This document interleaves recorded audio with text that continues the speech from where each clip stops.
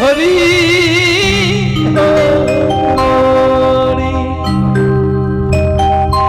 আপনারা এত দূরে বসে আছেন, আবার নিজের বলতেও খারাপ লাগছে যে এত আশা করে যে উদ্দেশ্যে এসেছে এখানে, সেটা হচ্ছে ভক্তের চরণধুলি প্রাপ্তি। ভক্তপদ ধুলিয়ার ভক্তপদ জল, ভক্ত ভুক্ত সে সেই তিন মহাবল। যে আধ্যাত্মিক পথের মধ্যে আমার যখন 9 বছর বয়স, তখন আমার বাবা আমাকে এনেছিলেন। আমার বাবা জীবনে একটা কথাই আমাকে মৃত্যুকালে বলে যান, সেটা হচ্ছে যে যে আধ্যাত্মিক পথের মধ্যে, পারমার্থিক ধর্মীয় পথের মধ্যে আমি তোমাকে আনলাম, অর্থ উপার্জন করা, সুনাম অর্জন করা, এগুলো সবই বাইরের বিষয়। মানব জীবন তখনই সার্থক হবে যখন কোনো তুমি শুদ্ধ বৈষ্ণবের চরণ ধুলিতে গড়াগড়ি দিতে পারবে। বৈষ্ণবের পদধূলি তাহে স্নান কেলি, বৈষ্ণবের নামিত উল্লাস, বৃন্দাবনের চবুতরা তাহে মোর প্রাণ ঘেরা, কহে কিছু নরোত্তম দাস।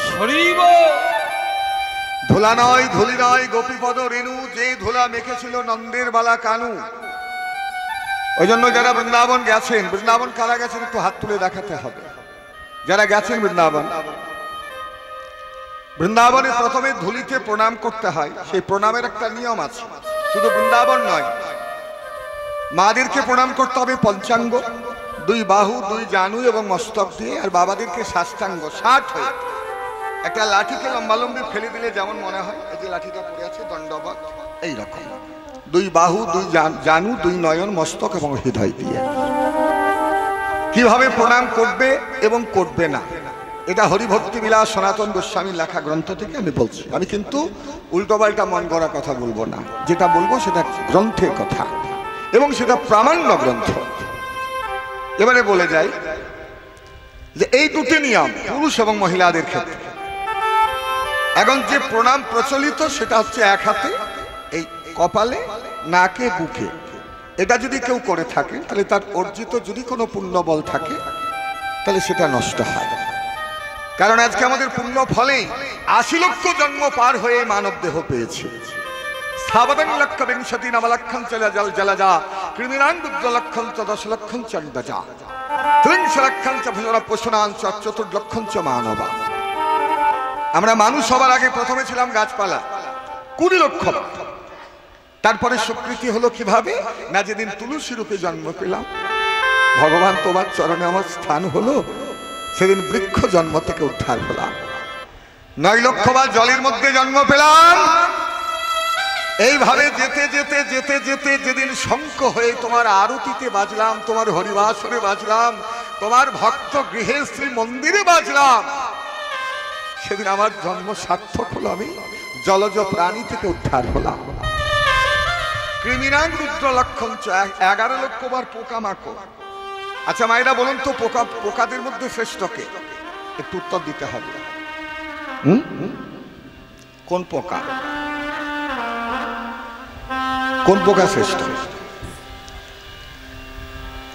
কত পোকা আছে, এই পোকা, ছাড় পোকা, মশা মাছি, কীট পতঙ্গ কত আছে, কিন্তু তার মধ্যে যদি মৌমাছি হয়ে ফুলে ফুলে মধু সংগ্রহ করে চাকে মধু ভরে দিলাম, আর আমার সঞ্চয় করা মধু থেকে তোমার সেবা হলো ভগবান, সেদিন উদ্ধার হলাম। 10 লক্ষণ চন্ডা যা, অন্ড মানে ডিম, ডিম থেকে যাদের বাচ্চা হয় পাখি, পাখিদের মধ্যে শ্রেষ্ঠ হচ্ছে ময়ূর। ময়ূর হয়ে যেদিন তোমাকে বাতাস করলাম, কিংবা তোমার শৃঙ্গারের কাজে লাগলাম, তোমার সাজসজ্জার কাজে লাগলাম, সেদিন উদ্ধার হলাম। 30 লক্ষণ চ বছরান 34 লক্ষ বার পশু, আর পশুদের মধ্যে শ্রেষ্ঠ হচ্ছে গোমাতা, গাভী।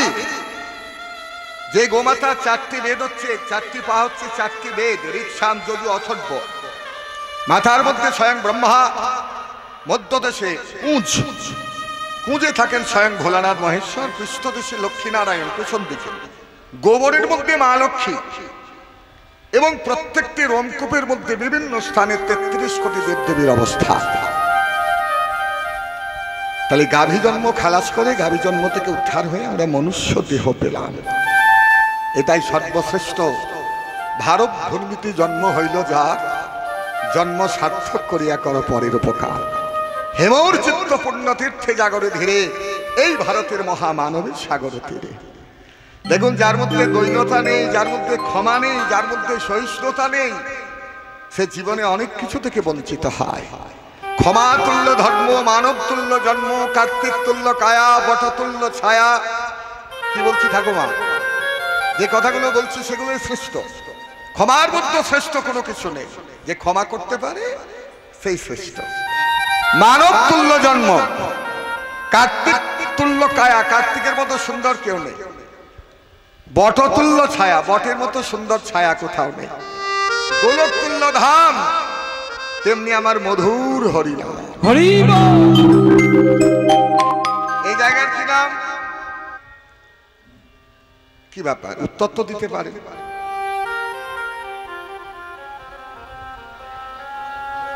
দ্বারের হাট। আচ্ছা আচ্ছা, ঠিক আছে। যাই হোক, কিন্তু এখন সেটা বলা ঠিক হলো না। কেন হলো না? হরিনাম কৃষ্ণ নাম বড়ই মধুর। যারা কৃষ্ণ ভজে তারা হয় চতুর। রসিক না হলে রসের সন্ধান পাবে না। একটা মুরগি আবর্জনার মধ্যে পায়ে করে করে কেঁচো করে করে খেত, কেঁচোতে ঠোকর মারত, রস পেত, পেট ভরত, মুরগির দিন চলত।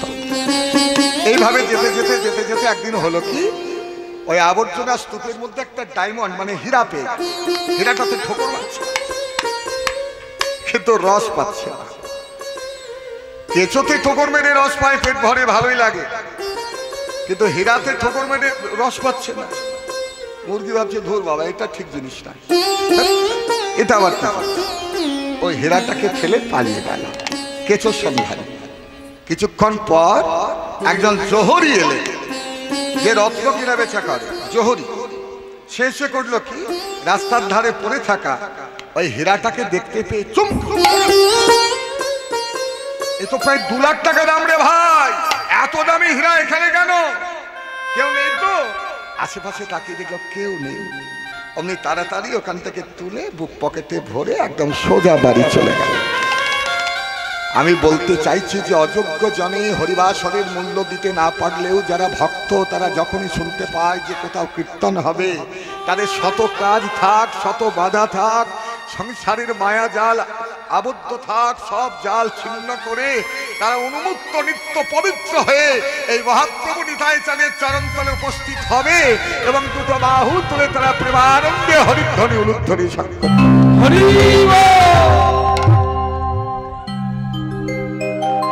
প্রত্যেকের লক্ষ্য আছে।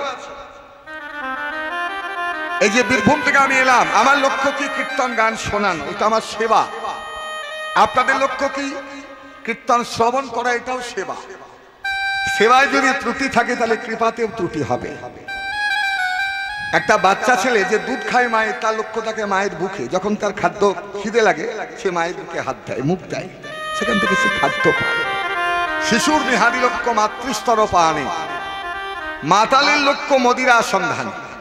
যে মাতাল, সে শ্বশুর বাড়িতে যাক, মেয়ের শ্বশুর বাড়িতে যাক, নিজের শ্বশুর বাড়িতে যাক, ঘরে থাক, পিকনিক করুক, দুর্গাপুজোর ভাসান হোক, যাই হোক, যেখানেই যাবে ও কিন্তু বোতলই খুঁজবে। বোতল ছাড়া ভাল লাগবে না, ও লক্ষ্য দিকে। মাতালের লক্ষ্য মদিরা সন্ধানে। সতী খুঁজি পুঁজি বাড়ি পতির চরণ। যে পতিব্রতা রমণী, সে সবসময় চাইবে যাতে তার স্বামী ভালো। পতি ভিন্ন গতি অন্য নাহি নারী গণে, ব্রত তীর্থ পূজা হোক পতির চরণ, তাই না? পতিব্রতা রমণীর লক্ষ্য স্বামীর দিকে, আর কুলোটার লক্ষ্য কিসে হরে? পর পুরুষের মন। যে ব্যভিচারিণী কুলোটা, যে অসৎ চরিত্রহীনা, সে সবসময় পর পুরুষকে আকৃষ্ট করবে, এটাই তার ধর্ম। বানরের লক্ষ্য ফলের বাগান। বানর সবসময় দেখবে কোন গাছে ফল আছে, ঝাঁপিয়ে ঝাঁপিয়ে চালে এখানে সেখানে। বানরের লক্ষ্য ফলের বাগান, আর শকুনের লক্ষ্য দূর ভাগাড়ের সন্ধান। নিন্দুকের লক্ষ্য পরনিন্দা গ্লানি। এই যে বাড়িতে এলাম, এই বাড়ির আতিথেয়তা, আমার দিদি ভাইগুলো এত সুন্দর যত্ন করে রেখেছেন আমাদেরকে। কাউকে দেখতে পাচ্ছি না, সব সেবার কাজে আছেন, কিন্তু খুব আনন্দ। আমি তো প্রথমবার এলাম এই বাড়িতে আসা। কালকে সারা রাত ধরে এসেছি, কারণ এই দুপুরবেলায় গান দিয়েছে। এখন আমি যদি সকালবেলা বেরোই তাহলে আমি 12টায় আসরটা ধরতে পারবো না। কালকে লক্ষ্মী পুজো করে 12টার সময় বেরিয়েছি, সারা রাত জেগে এখানে কীর্তন গাইছি। তো এখানে আসার পর মনটা আনন্দে ভরে গেল। এ বাড়ির আন্তরিকতা, মার্জিত ভাষা জ্ঞান, সভ্যতা এবং আতিথেয়তা দেখে। কিন্তু দেখুন কিছু নিন্দুক মানুষ থাকে, তারা সবসময় নিন্দাই করে যে তুই বাবা এখানে গিয়ে ঠিক ভালো লাগে না। ওদেরকে রসগোল্লা যদি দাও, ওরা বলবে না না, রসগোল্লাটা ওদের একটু বেশি মিষ্টি মিষ্টি মনে হচ্ছিল। তাহলে নিন্দুকের লক্ষ্য পরনিন্দা গ্লানি, আর সিগালের লক্ষ্য মৃতদেহ লয়ে টানা টানা। পণ্ডিতের লক্ষ্য জ্ঞান উপার্জন। যে প্রকৃত পণ্ডিত হবে সে তর্কে যাবে না।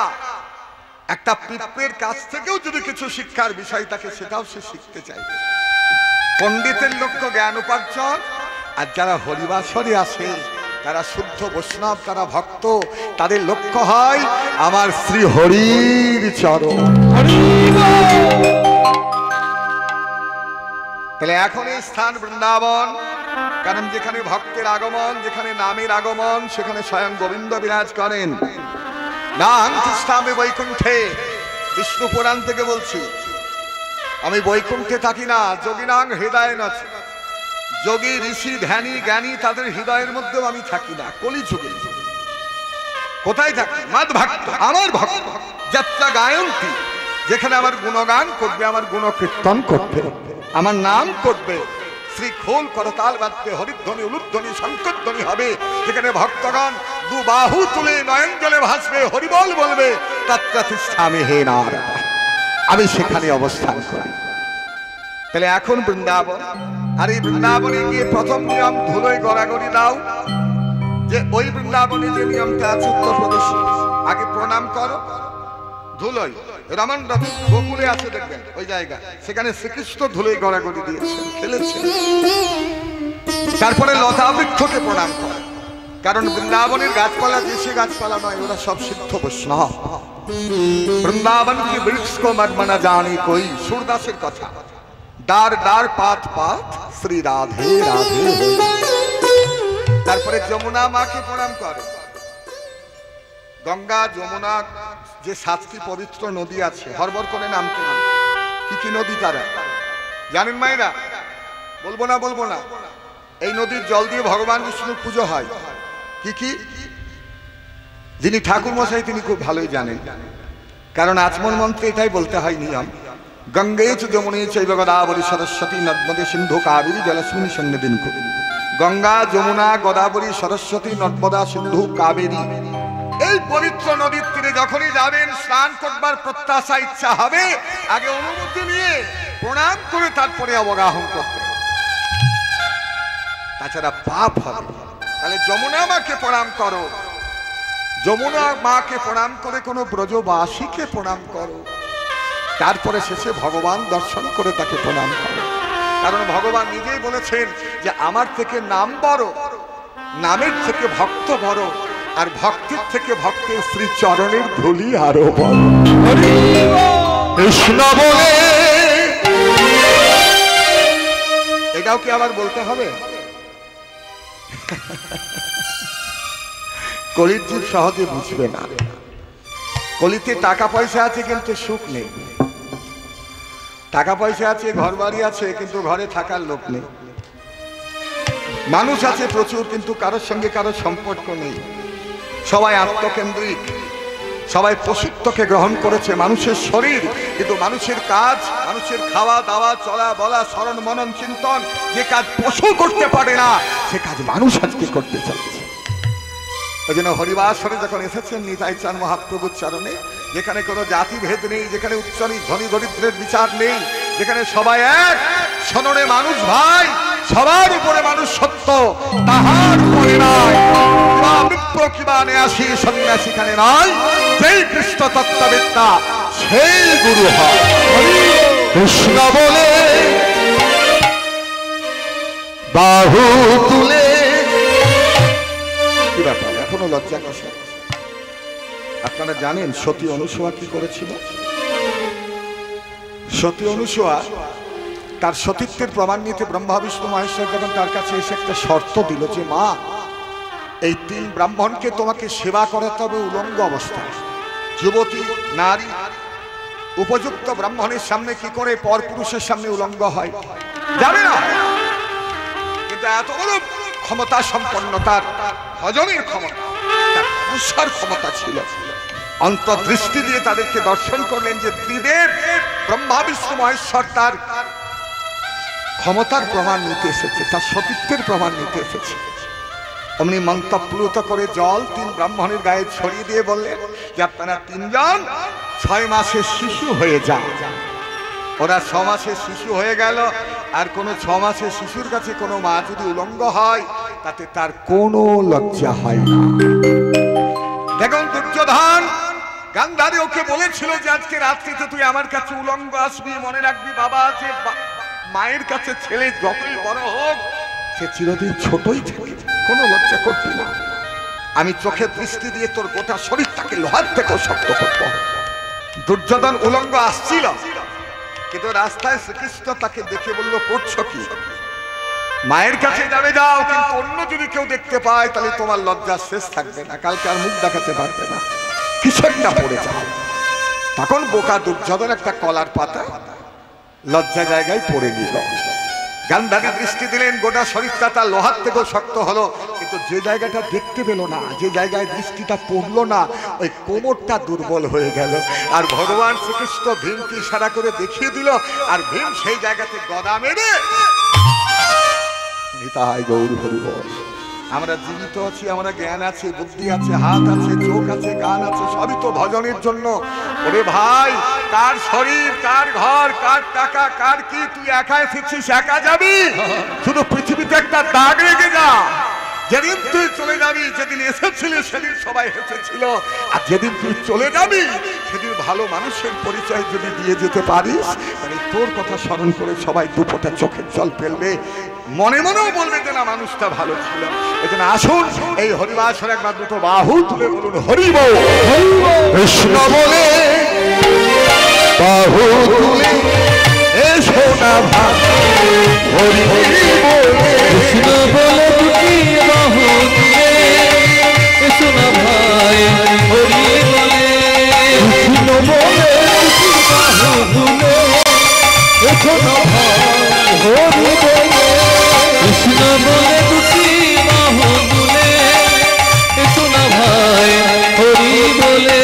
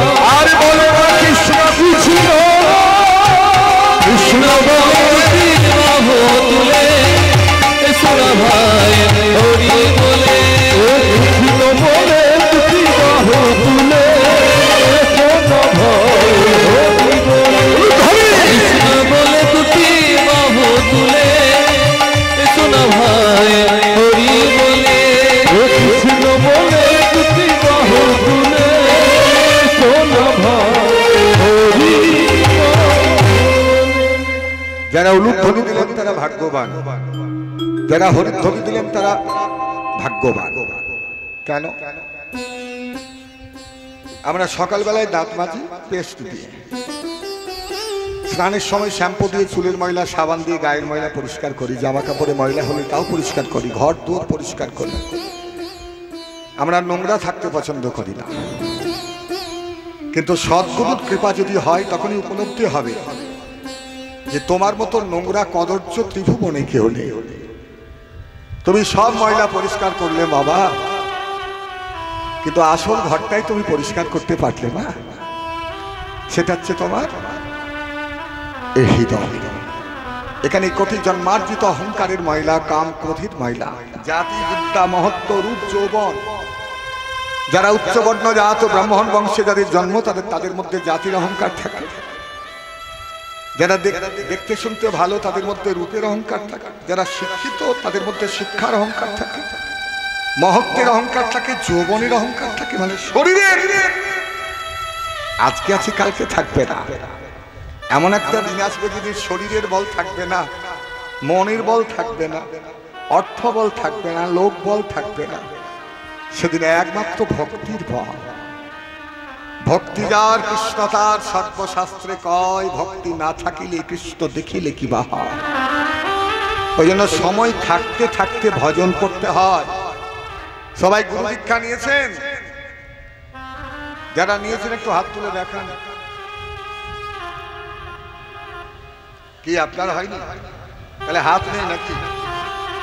হাত দেয়নি ভগবান আপনাকে, তাহলে খান কি করে? হরি বল। মাগো দেখো, আমি যখন বাড়িতে থাকি, আমাদের ওখানে যদি কেউ মারা যায় পাড়াতে, আমি কিন্তু ডেফিনেটলি শ্মশানে যাই। কারণ শ্মশানে গেলে ওটাই মানুষের জীবনের শেষ একটা যজ্ঞ। রাজস্ব যজ্ঞ, গোমের যজ্ঞ, নরমের যজ্ঞ, যাই বলবে, কোন মৃত ব্যক্তিকে শ্মশানে দাহ করার যে পূর্ণ ফল, এটা অন্য কোনো কিছুতে প্রাপ্তি হয় না। আমি নিজের চোখে দেখেছি 18, 25, 30, 35 বছরের যুবক যুবতীকে উলঙ্গ চিতায় উঠতে। কি আছে, উলঙ্গে এসেছিলাম, সেদিনও লজ্জা ছিল না। অন্যের হাতে পোশাক পরেছি, অন্যের মুখে মা বলা শিখেছি। আর যেদিন সব ছেড়ে চলে যাব, সেদিন চিতায় অন্যের হাতে সাদা পোশাক পরতে হবে। সেদিন আর কথাও বলতে পারবো না, কিছুই না। ওই জন্য সময় থাকতে থাকতে, এই যে এত সুন্দর প্রতিমা যে শিল্পী করেছেন, তিনি গোটা প্রতিমাটাকে তৈরি করার পর যদি চক্ষু দান না করেন, তাহলে প্রতিমা কি সম্পূর্ণ? হরি বল। একটা খুব সুন্দর তরকারি রান্না করলেন, মশলাপাতি আনাজপত্র সব দিলেন, কিন্তু তার মধ্যে এমন একটা জিনিস দিলেন না, টেস্টফুল হলো না। কি? লবণ। আরে বাবা, একজন মুরব্বী মালিক চায়, যার মালিক নেই তার দুনিয়াতে কিছু নেই। সন্তানের মালিক পিতামাতা, স্ত্রীর মালিক স্বামী। একটা সময় থাকে। আর আমাদের সারা জীবনের মালিক যিনি আমাদেরকে ভগবানের পথটাকে চিনিয়ে দেন, তিনি হচ্ছেন স্বয়ং শ্রী গুরুদেব। আশ্রয় করিয়া ভজে তারে কৃষ্ণ নাহিতা যে আর সব মরে অকারণ। একটা ছাগল একটা বাঘের, রামকৃষ্ণের কথা, ছাগল বাঘের কাছে তারা খেয়ে একটা ডোবার মধ্যে পড়ে গেছে। এখন যেই না ডোবাতে পড়েছে, বাঘটা বলছে আর তো পালাতে পারবে না, এবার তোকে আমি ধরবো, ঝাঁপিয়ে ধরবো। আর যখন ধরতে গেল, তখন বাঘটাও ছাগলটার মতো কাদায় ঢুকে গেল। এখন যেই না ঢুকে গেল, ছাগলটাও কাদাতে, বাঘটাও কাদাতে। ছাগলটা খুব হাসছে, বাঘটা রেগে গিয়ে বলছে হাসছিস কেন? বলে তোমার দশা দেখে হাস। বলে কেন, আমার কি? বলে দেখো, আমিও কাদাতে ডুবে আছি, তুমিও কাদাতে আছো, কিন্তু তোমার সঙ্গে আমার তফাৎ আছে। কি তফাৎ? না, আমি গৃহপালিত পশু, আমি পোষা ছাগল, আমার দাম আছে, আমার মালিক আছে। আমার মালিক যখন দেখবে আমি ঘরে আসিনি, সন্ধ্যাবেলা হলেও টর্চ হাতে নিয়ে, আলো নিয়েও খুঁজতে খুঁজতে ডোবার থেকে তুলে উদ্ধার করে আমাকে ঘরে তুলবে। কিন্তু তোমার কোনো মালিক নেই বলে সারা জীবন তোমাকে এখানে ডুবে থাকতে হবে, কেউ তোমাকে কোনোদিন উদ্ধার করতে আসবে না। আমরা হয়তো ভাবছি ছেলে আমাকে দেখবে, স্ত্রী আমাকে দেখবে, মা বাবা আমাকে দেখবে, কেউ কারণ নয়। মা, এই দুনিয়াতে প্রতিটি সম্পর্কের পেছনে একটা কোনো না কোনো স্বার্থ লুকিয়ে থাকে, কিন্তু ভগবানের সঙ্গে যে কোনো স্বার্থ নেই। কারণ যেদিন মায়ের পেটে ছিলাম, সেদিন মাতৃ গর্ভে থাকার সময় মাতৃস্তনে দুধ কে জমিয়েছিল? কে? এটা ঈশ্বরের কৃপা। এটা টক নয়, অম্ল হবে, মিষ্টি নয়, সুগার হবে, গরম নয়, ছ্যাঁকা লাগবে, ঠান্ডা নয়, সর্দি কাশি হবে। কারণ আমি এইটুকু ছিলাম তখন। আজকে তো বড় বড় হার চিবোচ্ছি, যা খুশি তাই খাচ্ছি, কিন্তু সেদিন একমাত্র ঈশ্বরের কৃপায় আমরা বেঁচেছিলাম। তারপর এই যে সৃজনশীলা প্রকৃতি সৃষ্টি করলেন, আমাদেরকে কত নিয়মের মধ্যে দিয়ে চলতে বললেন, ভগবান বললেন তুমি সত্য ধর্ম ন্যায় নিষ্ঠার পথে যাবে, কিন্তু মায়ার দ্বারা আকৃষ্ট হয়ে আমরা সত্যের বদলে মিথ্যার পথে গেলাম, ধর্মের বদলে অধর্মের পথে গেলাম, ন্যায়ের বদলে অন্যায়ের পথে গেলাম, আর ব্যভিচারীর পথকে বেছে গেলাম। ওই জন্য তো কলিযুগের এত দুর্দশা। ওই জন্য সদ্গুরু দরকার। যার সদ্গুরু তার জীবনটাও কিন্তু আলোয় আলোয় ভরে যাবে, আর যার অসৎগুরুর কৃপা জুটবে তার জীবনে কোনোদিন কোনো কিছু হতে পারবে না। আপনি আচরি ধর্ম জীবনে শিখায়, আপনি না আচরিলে শিখানো না যায়। এবার আপনাদেরকে একটা কথা বলি, আপনারা দীক্ষা নিয়েছেন কিন্তু আপনাদের বংশ জানেন? আমি জানি দক্ষিণ 24 পরগনার মানুষ খুব ধর্মপ্রেমী, ধর্মপ্রাণ। আমি যখন বৃন্দাবনে যাই প্রচুর এই জেলার মানুষকে দেখতে পাই, অনেক এই জেলার মানুষের সাথে দেখা হয়, তারা প্রতি বছর বৃন্দাবন দামোদর মাসে যান। আর আজকে তো চলে এলো, আজকে তো শেষ দিন, 30-এ আসছি, কার্তিক মাস কালকে, নিয়ম সভা শুরু হয়ে গেছে অবশ্য। এবার আপনাদেরকে বলি, আমাদের যে গুরু আলোচনাটা চলছে, আমাদের বংশ কি? গুরু বংশ। জয় নিতাই। আমরা গৌড়ীয় বৈষ্ণব, একটাই বংশ আমাদের। চতুর সম্প্রদায় আছে সারা পৃথিবীতে, চতুর বৈষ্ণব সম্প্রদায়, তাদের কাছ থেকে দীক্ষা নেওয়া প্রযোজ্য। মহাপ্রভুর কথা। প্রথম রামানুজ সম্প্রদায়, একদম খাতায় নোট করে নিন। নিম্বাকাচার্য সম্প্রদায়, বিষ্ণু স্বামী সম্প্রদায়, মাধবাচার্য সম্প্রদায়। মনে থাকবে? তাহলে আমরা কোন সম্প্রদায় এটা মনে রাখতে হবে যে আমরা হচ্ছি মাধবাচার্য সম্প্রদায়। এবার একটু ব্যাখ্যা করে বলে দিই, তাহলে বুঝতে পারবে। মাধবাচার্যের শিষ্যের নাম লক্ষ্মীপতি, লক্ষ্মীপতির শিষ্যের নাম মাধবেন্দ্রপুরী, মাধবেন্দ্রপুরীর শিষ্যের নাম ঈশ্বরপুরী কেশব ভারতী, আর ঈশ্বরপুরী কেশব ভারতীর শিষ্যের নাম আমার চৈতন্য মহাপ্রভু, আমার নিতাই চাঁদ। মানে যেহেতু চৈতন্য মহাপ্রভু নিতাই চাঁদ এই পথের মধ্যে রয়েছে, আমরা সবাই কিন্তু মাধবাচার্য সম্প্রদায়। নিতাই গৌর প্রেমানন্দে হরি বল, হরি বল। একবার করে হরিধ্বনি দিলে তো আমারও ভালো লাগে। এই যে বক বক বক বক করছি, আপনারাও যদি দেন তাহলে আমারও একটু মনটা আনন্দে ভরে দেয়। তবে যদি ইচ্ছা থাকে তবেই দেবেন, আর ইচ্ছা না থাকলে সেটা কার্যকরী হবে না। কারণ জোর করে ভক্তি কারোর ঘাড়ে চাপিয়ে দিলে থাকে না। 1510 খ্রিস্টাব্দে মহাপ্রভুর সন্ন্যাস হল। মহাপ্রভুর জন্ম 1486, 1510-এ মহাপ্রভুর সন্ন্যাস। এগুলো জানতে হবে, কীর্তনে উজুরুকি বুজুরুকি শুনলে হবে না। 1486 জন্ম, 1510-এ সন্ন্যাস, 1511-তে মহাপ্রভু বৃন্দাবন চলেছে। ঝাড়খণ্ডের বনপথ ধরে জগন্নাথকে প্রণাম করলেন।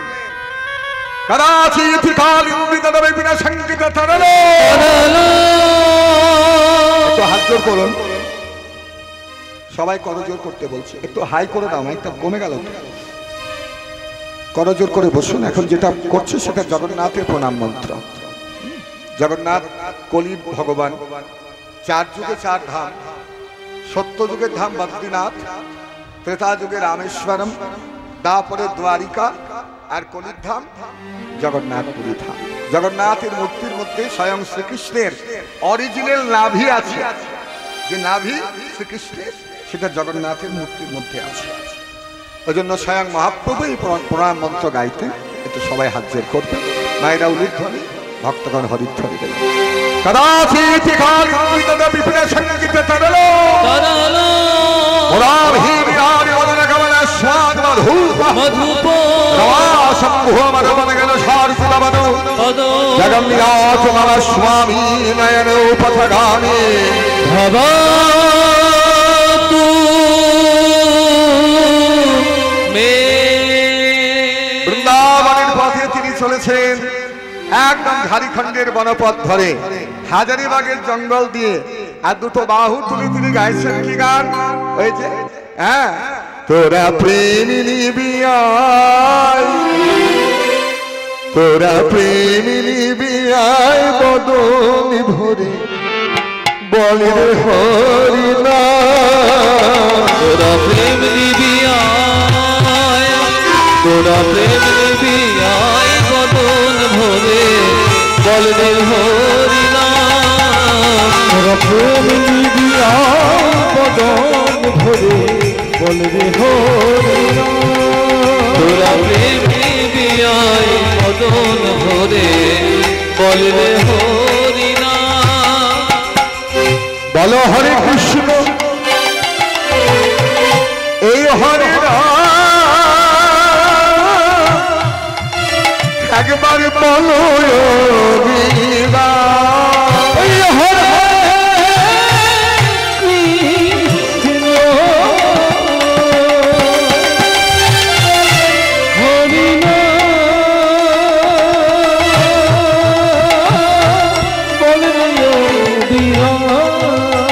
একবার হরি বল বলে সবাই ভাসো নয়নের জলে একবার হরি বল বলে ভাসো নয়নের জলে হরি বল বলে ভাসো নয়নের জলে ওগো শান্তিপুর ডুবু ডুবু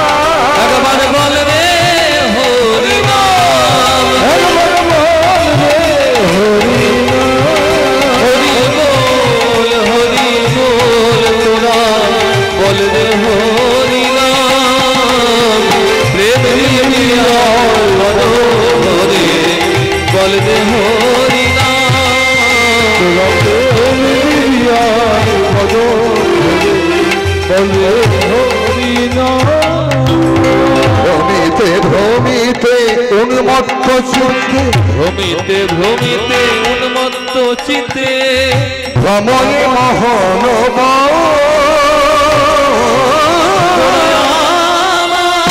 ভ্রমিতে ভ্রমিতে উন্মত্ত চিতে ভ্রমণে মোহন আস্তে মহাপ্রভু ছুটতে ছুটতে কৃষ্ণ কৃষ্ণ কৃষ্ণ কৃষ্ণ বলতে বলতে বলতে বলতে চলেছেন হঠাৎ মহাপ্রভুর চরণ যেন কোন পশুরঙ্গে লাগলো পশুরঙ্গে লাগলো প্রভু আমার চেয়ে দেখলেন একটা বাঘের গায়ে মহাপ্রভুর পা লেগেছে ঘন জঙ্গল ভাবে প্রেমে বিভোর হয়ে নয়ন জলে ভাসতে ভাসতে আমার গৌরাঙ্গ মহাপ্রভু চলেছেন বরহাফিরঙ্গটবরবপু করণയോ করণিকারম বিভ্রেদবা শঙ্কর কোটি সংবৈজন্তুং চ মালাম রন্ধানো ভৈর্বদন সুধয়া পূরেণ গোপবৃন্दै বৃন্দারণ্যং স্তবদনমনং প্রাবিশদ গীত কীর্তি গোবিন্দমাদি পুরুষম তমহং ভজামি গোবিন্দমাদি পুরুষম তমহং ভজামি গোবিন্দমাদি পুরুষম তমহং ভজামি বাঘের গায়ে তার পা লেগেছে বাঘ তাকিয়ে আছে প্রভু পেছন দিকে তার দিকে তাকিয়ে আছে এখন অজান্তে যদি কারোর গায়ে কারোর পা লেগে যায় কি করা উচিত বাবা হরে কৃষ্ণ যদি সে ছোট হয় তাহলে চুম্বন করতে হয় আহারি বাছা হ্যাঁ কি যদি সমবয়স্ক হয় তাহলে আলিঙ্গন দিতে হয় কিংবা বয়োজ্যেষ্ঠ হলে তাকে প্রণাম করতে হয় কিন্তু কি করবে বাঘের গায়ে পা লেগেছে বাঘকে কোনটা করবে আলিঙ্গন চুম্বন না প্রণাম কি করা যাবে কিছু করা যাবে না এখন মহাপ্রভু তাকিয়ে আছে বাঘের দিকে আর বাঘও প্রভুর দিকে তাকিয়ে আছে তখন প্রভু আমার বাঘের দিকে তাকিয়ে বললেন, ব্যাঘ্র রে, ওরে ব্যাঘ্র রে, তোকে তো দেবার মতোই আমার কিছু নয়, কিছু নাই। যে প্রেম পাওয়ার জন্যই আমি বৃন্দাবনের পথে চললাম,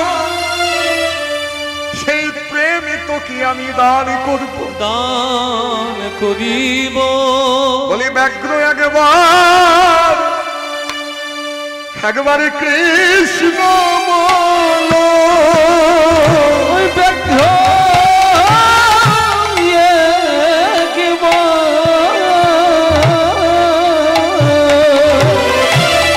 কৃষ্ণ বলো।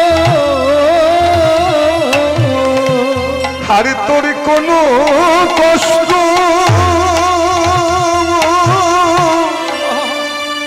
থাকবে না রে, বলে দেখো একবার কৃষ্ণ বলো, তোর কোনো কষ্ট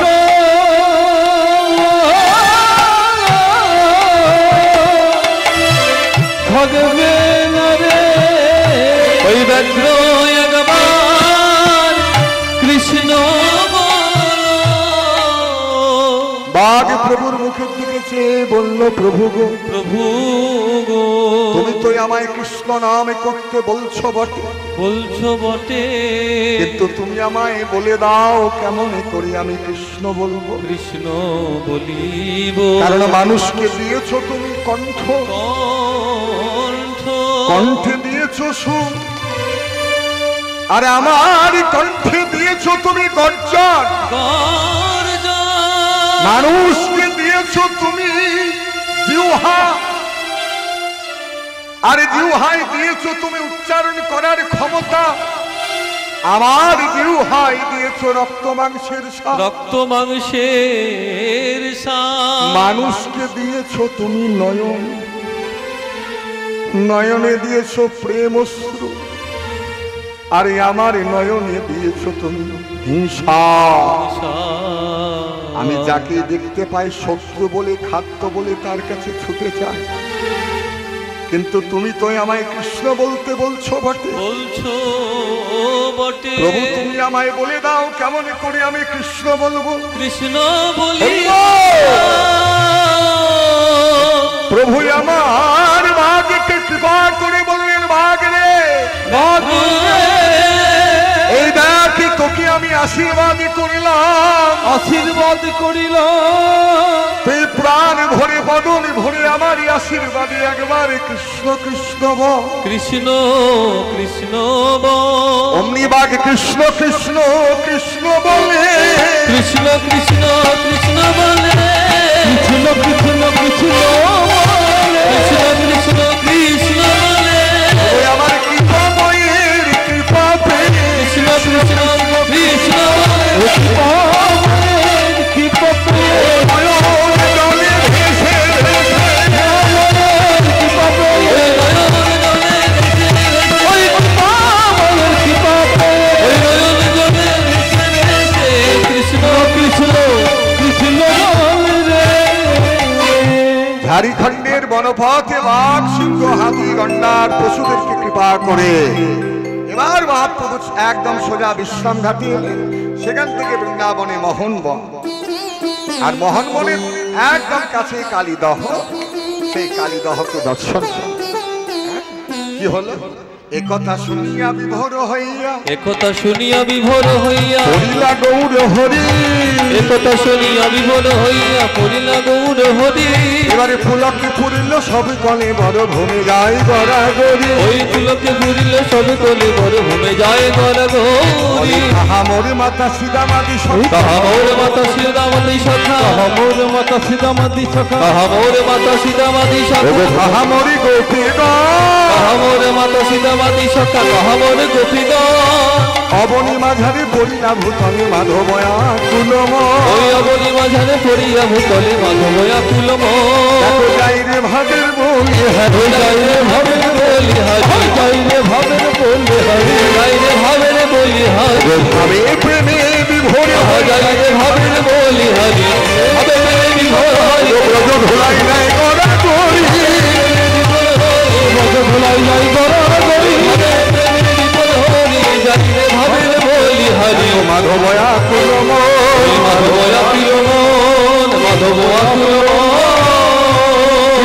মাধব আকুল আকুল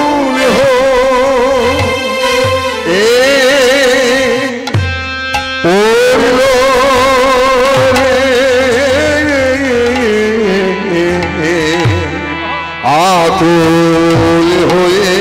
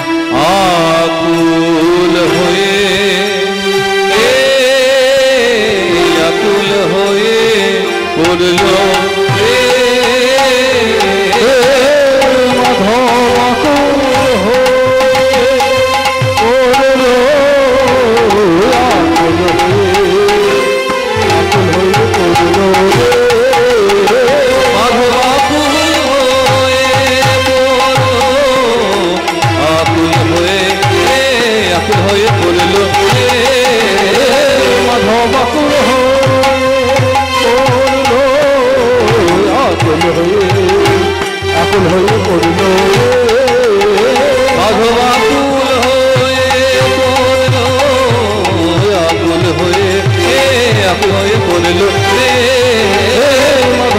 মাধব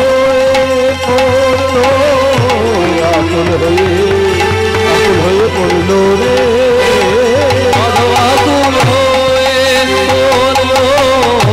আকুল হয়ে আকুল হয়ে পড়ল রে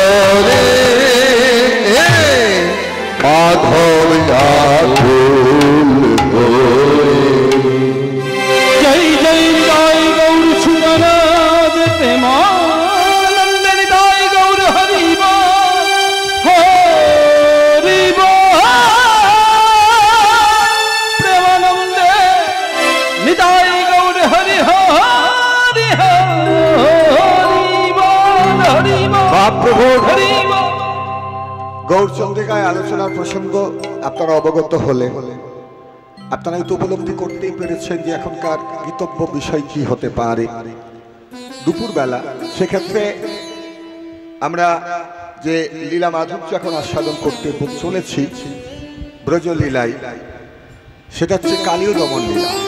ভগবান শ্রীকৃষ্ণের যখন 7 বছর বয়স, সেই সময় ভগবান যে লীলা করেছিলেন সেই কালীয় দমন লীলা শুনতে বৃন্দাবনে আমরা এখন সবাই অনুপ্রবেশ করব।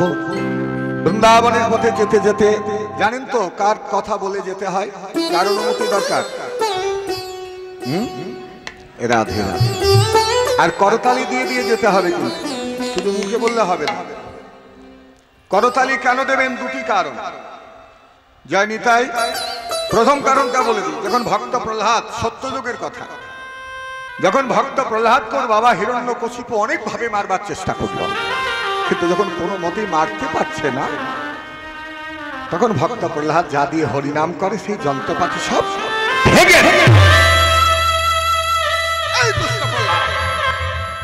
তোর হরিনাম আমি কেড়ে নিলাম, আজ থেকে যন্ত্রগুলো ভেঙে দিলাম, তোর হরিনাম করা বন্ধ হয়ে যাবে।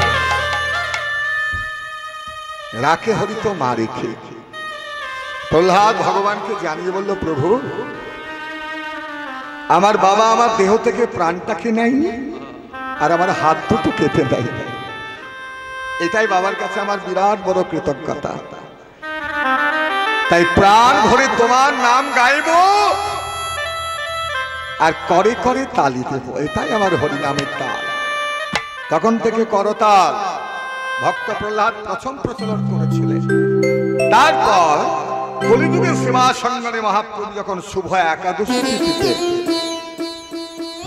একাদশী তিথিতে মহাপ্রভু যখন প্রথম কীর্তন শুরু করলেন, তখন তিনি সবাইকে বলেছিলেন যে সবে মিলে নিজ গৃহ দ্বারেতে বসিয়া কীর্তন করহ সবে হাতে তালি। এটা 2 নম্বর কারণ। আর 3 নম্বর কারণ হচ্ছে যে আমাদের তো 12টি উপনিষদ আছে। হরে কৃষ্ণ। বাবা আমাদের তো 4টি বেদ। কি মা? চতুর্বেদ কি কি নাম জানো? ঋক্সাম যজুবত 6টি দর্শন, সাংখ্য ন্যায় পাতঞ্জল বৈশেষিক পূর্ব মীমাংসা উত্তর মীমাংসা, আর 12টি উপনিষদ ইস্কেন কঠোর প্রশ্ন মুন্ডক মান্ডুক্য তৈতিল্য ঐতরীয় ছান্দজ্ঞ বৃহদারণ্য শ্বেতাশ্বতর গোপাল তাপনী। এখন গোপাল তাপনী উপনিষদ বলছে যে আমাদের শরীরটা হচ্ছে একটা বৃক্ষ। এই যে আপনারা একাদশী করেন, একাদশীর অর্থ কি?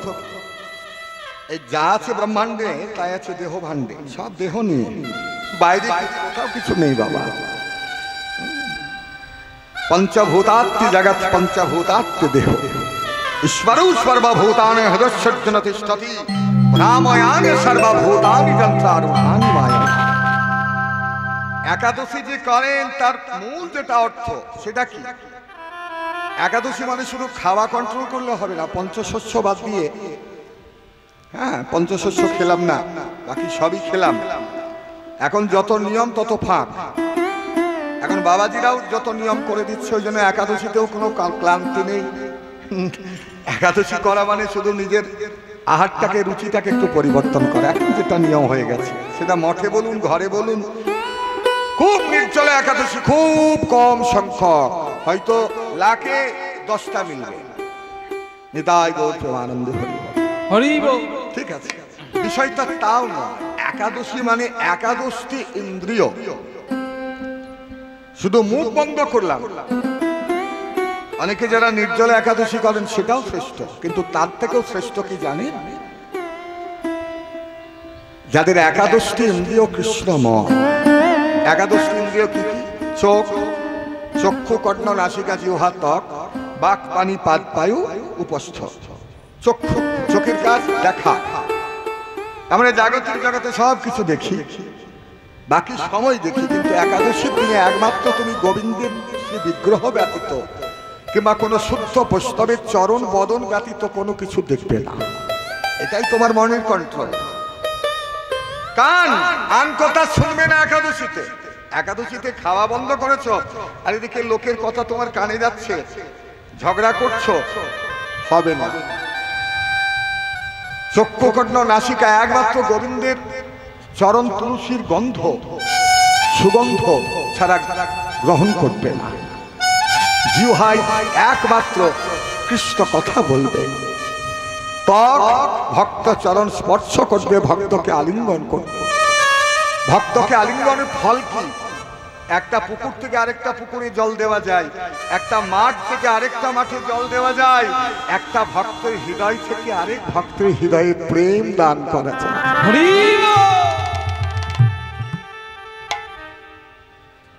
তাহলে চক্ষু কর্ণ নাসিকা জিহ্বা ত্বক বাক পানি পাদ পায়ু উপস্থ, এই 10 ইন্দ্রিয়, এবং এই 10টি ইন্দ্রিয়ের মধ্যে প্রধান হচ্ছে তোমার মন। এই একাদশটি ইন্দ্রিয়কে যদি তুমি কৃষ্ণমুখী করতে পারো, কৃষ্ণময় করতে পারো, তবে কিন্তু একাদশীর যথার্থ ফল লাভ তোমার। এবারে যে প্রসঙ্গে আমি বলছিলাম যে উপনিষদ যেটা বলছে যে তোমার দেহটা হচ্ছে একটা বৃক্ষ।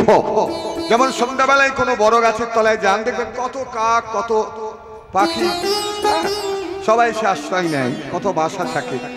ফটফট করে তালি দাও, উড়ে যাবে। আমাদেরও সন্ধ্যাকাল উপস্থিত, পালাইবার পথ নাই, জম আছে কিছু, মহাসমুদ্র পার থেকে কি সঙ্গীত ভেসে আসে। ওরে ভাই, জন্মিলে মরিতে হবে, অমর কি কথা কবে, চিরস্থির ববেনীর হাইরে জীবন নদে। এই দুনিয়াতে একজনই ভাগ্যবান ছিলেন, যিনি মৃত্যুর আগে মৃত্যুর সময় সূচি সব জানতে পেরেছিলেন, তিনি হচ্ছেন মহারাজা পরীক্ষিত। আর আমরা হেসে খেলে আনন্দে মেতে আছি, আমার আমার করে সব মায়ায় ভুলে আছি। কেউ কি জানি যে কোন সময় কিভাবে কখন মৃত্যু আমাদেরকে গ্রাস করবে? যার সৃষ্টি তার ধ্বংস, যার উত্থান তার পতন, যার জন্ম তার মৃত্যু, যার শুরু তার শেষ, এটাই জগতের নিয়ম, এটাই বিধির লিখন। তাই সন্ধ্যাকাল আমাদের উপস্থিত, এই সময় দেহ বৃক্ষে যে 6টা পাখি কাম ক্রোধ লোভ মদ মোহ মাৎসর্য বাসা বেঁধেছে, যারা তোমার দেহকে কদর্য নোংরা করছে, এদেরকে তোমার সঠিক পথে নিয়ে যেতে গেলে, কৃষ্ণমুখী করতে গেলে করতালি দিতে হবে। ওই জন্য মুখে রাধা নাম বলবে, কারণ কৃষ্ণ নামের থেকে রাধা নামের মহিমা বেশি। সবাই মিলে বলো রাধা রানী কি। মন ভরল না কেন? ইচ্ছা নাই? আমি তো আরো জোরে আশা করেছিলাম। কোন মিটিং মিছিলে যখন ঘোরেন তখন কত জোরে বলেন, কত জোরে বলেন তখন। মায়েরা সারাদিন কি কাজ, সারাদিন কি কাজ? সারাদিন তো অনেক কাজ করেন, কিন্তু এটাই তো শ্রেষ্ঠ কাজ। সারাদিন শুধু ঘরের চিন্তা, ছেলে মেয়ের চিন্তা, নাতি নাতনির চিন্তা, রান্না বান্নার চিন্তা, লক্ষ্মী ভান্ডারের টাকা ঢুকলো কিনা সেই চিন্তা, তাই না? দুর্গাপুজোর সময় কি মজা, কিন্তু এখানে একটাই চিন্তা, সেটা কৃষ্ণের চিন্তা। কৃষ্ণের জয়ের ধ্বনি দিলে কৃষ্ণ যতটা খুশি হন, রাধারানীর জয়ের ধ্বনি দিলে একদম গোবিন্দ মন থেকে আনন্দিত হয়ে যায়। ওই জন্য যারা দেবে জয়, জীবনে সব ক্ষেত্রেই হবে জয়, আর যারা করবে ভয় তাদের হবে পরাজয়। ওই জন্য জোরে রাধা রানী কি, বাহ! এবার বলো তো রাধে রাধে राधे। चलो रे मन श्री वृंदावन धाम, चलो रे मन श्री वृंदावन धाम, रटेंगे राधे राधे नाम, मिलेंगे कुंज बिहारी और के कान्हारकारी। चलो रे मन श्री वृंदावन धाम, रटेंगे राधे राधे नाम, मिलेंगे कुंज बिहारी और के कान्हारकारी। चलो रे मन श्री वृंदावन धाम, रटेंगे राधे राधे नाम, मिलेंगे कुंज बिहारी और के कान्हारकारी। चलो रे मन श्री वृंदावन धाम, रटेंगे राधे राधे नाम, मिलेंगे कुंज बिहारी और के कान्हारकारी। ओ मिलेंगे कुंज बिहारी और के कान्हारकारी। ओ सब धामों में प्यारे वृंदावन धाम है, और सबसे मीठो मधुर श्री राधा नाम है। ओ सब धामों में प्यारे वृंदावन धाम है, सबसे मीठो मधुर श्री राधा नाम है। ओ सब धामों में प्यारी वृंदावन धाम है, सबसे मीठो मधुर श्री राधा नाम है। ओ सब धामों में प्यारे वृंदावन धाम है, सबसे मीठो मधुर श्री राधा नाम है। तेरे पूरन होगी काम, तेरी पूरन होगी काम, रटेंगे राधे राधे नाम, मिलेंगे कुंज बिहारी ओ कान्हारकारी। ओ मिलेंगे कुंज बिहारी और के कान्हारकारी। चलो मन श्री वृंदावन धाम, रटेंगे राधे राधे नाम, मिलेंगे कुंज बिहारी और के कान्हारकारी। ओ मिलेंगे कुंज बिहारी और के कान्हारकारी। ओ रात होते ही यमुना में नहाएंगे, परिक्रमा से जीवन सफल बनाए। ओ प्रात होते यमुना में नहाएंगे, परिक्रमा से जीवन सफल बनाएंगे। হাততালি হচ্ছে না, করতালি হচ্ছে না। এক কানে ঢুকলে এক কানে বের করে দিলে হবে না। দুনিয়ার সব থেকে বড় সম্পদ তোমরা এখান থেকে প্রাপ্ত হচ্ছ, যেটা চোরেও চুরি করতে পারবে না, যেটা খরচা করলেও শেষ হবে না, এমন এক সম্পদ। সবাই নিজের নিজের হাতগুলো তোলো, তালি দাও।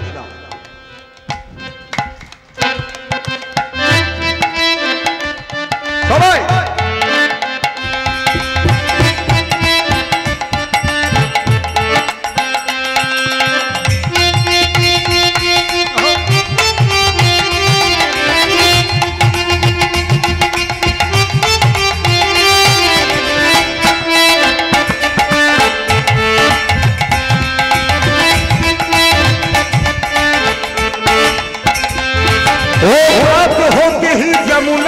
नहाएंगे, हर परिक्रमा से जीवन सफल बनाएंगे। होंगे यमुना में नहाएंगे, परिक्रमा से जीवन सफल बनाएंगे। पूरन होगी काम, पूरन होगी काम कहेंगे राधे राधे नाम मिलेंगे कुंज बिहारी और के कान्हरकारी ओ मिलेंगे कुंज बिहारी और के कान्हरकारी चलो मन श्री वृंदावन धाम रखेंगे राधे राधे नाम लेंगे कुंज बिहारी और के कान्हरकारी ओ मिलेंगे कुंज बिहारी और के कान्हरकारी बोलो राधे राधे राधे राधे राधे राधे राधे राधे सबाई राधे राधे सबाई सबाई बोलो आरो जोरे प्रेम से बोलो राधे राधे ओ राधे राधे राधे राधे वृंदावन में राधे राधे यमुना में राधे राधे नंदगांव में राधे राधे गोवर्धन में राधे राधे गिरिराज में राधे राधे गली गली में राधे राधे अरे चलो बुलाया आया है राधा ने बुलाया है चलो बुलाया आया है राधा ने बुलाया है अरे चलो बुलाया आया है राधा ने बुलाया है राधे चलो बुलाया आया है राधा ने बुलाया है बोलो राधे राधे राधे राधे राधे राधे राधे राधे राधे राधे अरे राधे राधे राधे राधे राधे राधे राधे राधे चलो मन वृंदावन धाम কি আনন্দ বৃন্দাবন একমাত্র রাধা কুণ্ড ছাড়া কীর্তন কোথাও হয় না সর্বত্রই ভজন গান ভজন ভজন কীর্তন ओ राधे राधे गाएंगे अरे राधे राधे गाएंगे सामे सामे राधे राधे गाएंगे सम सम गाएंगे राधे राधे गाएंगे सम सम गाएंगे अरे दर्शन करेंगे सुबह राधे राधे गाएंगे चलो वृंदावन धाम राधे राधे गाएंगे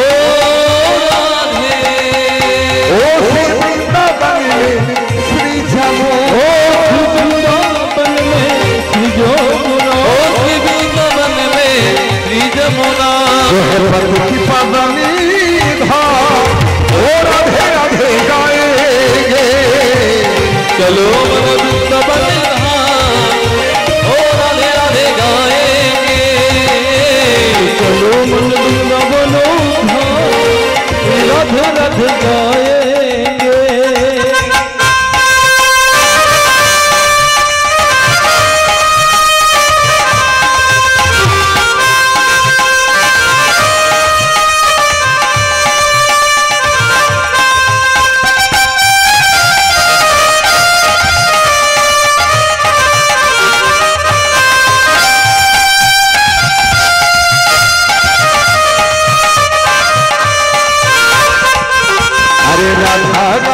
हरि बोल राधा रमन हरि बोल राधा रमन हरि बोल रे राधा रमन हरि बोल रे हरि बोल हरि बोल हरि बोल हरि बोल हरि बोल हरि बोल हरि बोल हरि बोल हरि बोल हरि बोल हरि बोल हरि बोल जय राधा रमन हरि राधा रमन हरि बोल राधा रमन हरि बोल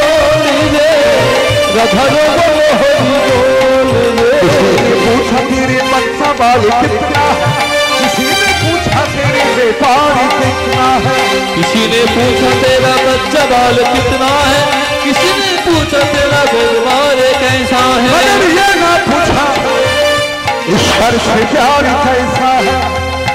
राधा रमन हरि बोल, राधा रमन हरि बोल, राधा हरि बोल रे, राधा रमन हरि बोल रे, राधा रमन हरि बोल रे, राधा रमन हरि बोल रे।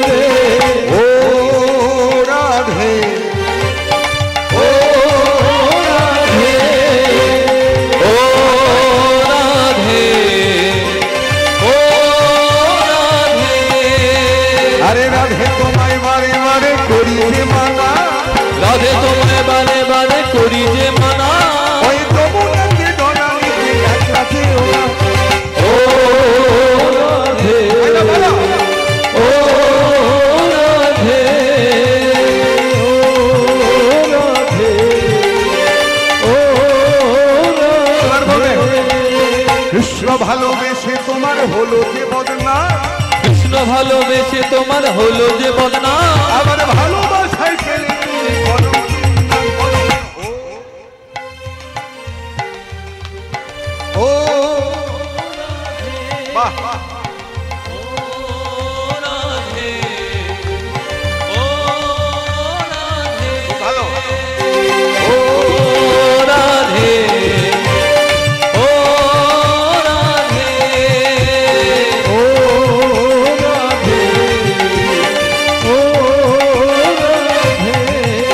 বলো রাধে রাধে রাধে রাধে, রাধে রাধে রাধে রাধে, রাধে রাধে রাধে রাধে, রাধে রাধে রাধে রাধে, রাধে রাধে রাধে রাধে, রাধে রাধে রাধে রাধে, রাধে রাধে রাধে রাধে,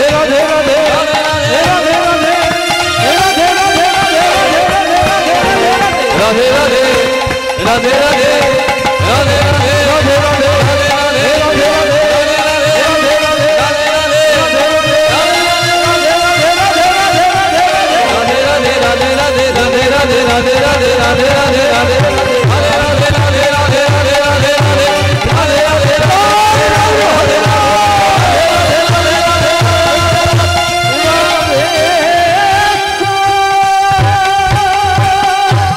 बोलो राधा रानी की, वृंदावन बिहारी लाल की, वृंदावन धाम की, आपन आपन श्री गुरु गोसाई की, हरि सभा की, भक्त वृंदों की, हरि संकीर्तन की, जय जय श्री राधे।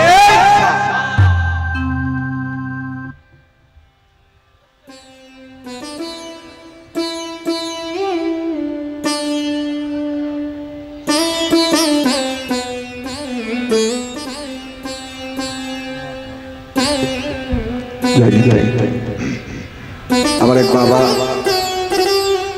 আমাকে এখানে শ্রীমদ্ ভগবত গীতা দান করলেন এবং তার যথাসাধ্য শ্রদ্ধা ভালোবাসার দান স্বরূপ ভগবানের সেবার জন্য দিলেন। দেখুন, গীতা শুধু কাছে রাখলে হবে না।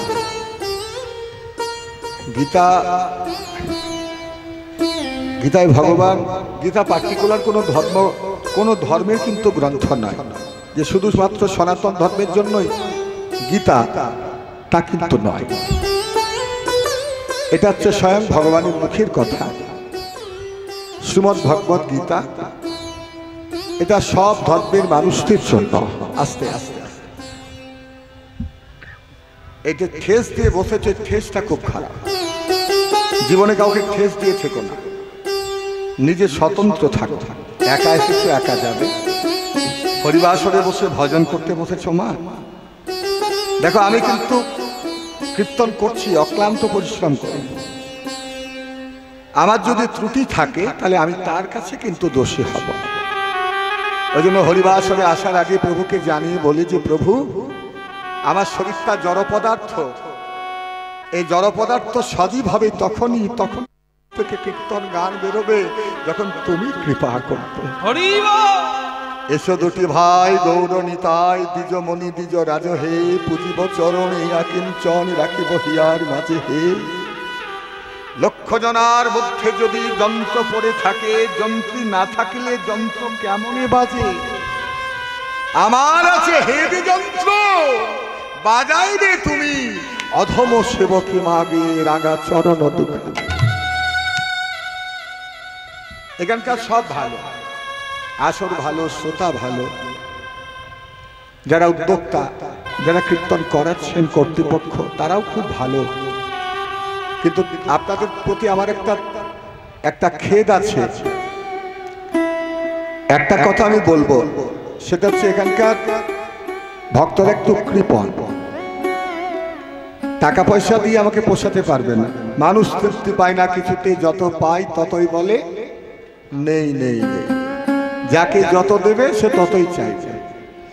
যেমন আশা একতলা থেকে দুতলা কবে হবে, দুতলা থেকে তিনতলা, 5 লাখ কবে 10 লাখ, 5 বিঘে কবে 10 বিঘে, এই চিন্তা সবসময় মেতে থাকে। এগুলো জাগতিক চিন্তা। আর আধ্যাত্মিক যদি চিন্তা কারোর মধ্যে হয়, তবে আধ্যাত্মিক চিন্তার সর্বশ্রেষ্ঠ কথা কি জানে? যে কবে গৌরাঙ্গ বলিতে হবে পুলক শরীর, কৃষ্ণ কৃষ্ণ বলিতে নয়নে ভবে, আর কবে নিতাই চাঁদ করুণা করিবে সংসার বাসনা মোর, কবে তুচ্ছ হবে বিষয় ছাড়িয়া, কবে শুদ্ধ হবে মন, কবে হাম হেরব সেই মধুর বৃন্দাবন, কবে রূপ রঘুনাথ পদে হইবে আকুতি, কবে হাম মোরাব সেই যুগল প্রীতি, রূপ রঘুনাথ পদে রহু মোরাস, প্রার্থনা করে সদাই নরোত্তম।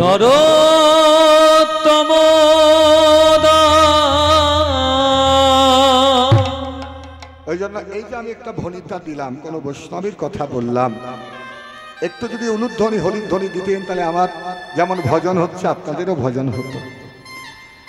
এই যে শুনছেন, যদি কেউ নাও বোঝে তার কানে গেলেই করলাম। কিন্তু আপনাদের একটা কাজ হচ্ছে, একটা কাজ কি? সেটা শোনা। আমি শুনছি, আমি বলছি, দুটোই, আমার কান খোলা আবার মুখও খোলা, আমার দুটো কাজ হচ্ছে। নববিধা ভক্তি, শ্রবণ কীর্তন বিষ্ণু শরণ পাদ সেবন অর্চন বন্দন দাস্য সক্ষ আত্মনিবেদন, এই প্রত্যেকে এক একজন করে আছে নববিধা ভক্ত, শ্রেষ্ঠ ভক্ত তার। শ্রবণ মানে শোনা, শ্রবণের শ্রেষ্ঠকে জয় নিতাই। শ্রবণের শ্রেষ্ঠকে, শ্রবণের শ্রেষ্ঠ হচ্ছে পরীক্ষিত মহারাজ। মিলিয়ে 7 দিন ধরে এক আসনে বসে শ্রীমদ্ ভাগবত শ্রবণ করলেন, একদম সমাধির মধ্যে বিলীন হয়ে গেলেন। শ্রবণের শ্রেষ্ঠ পরীক্ষিত, কীর্তনের শ্রেষ্ঠ সুখদেব গোস্বামী।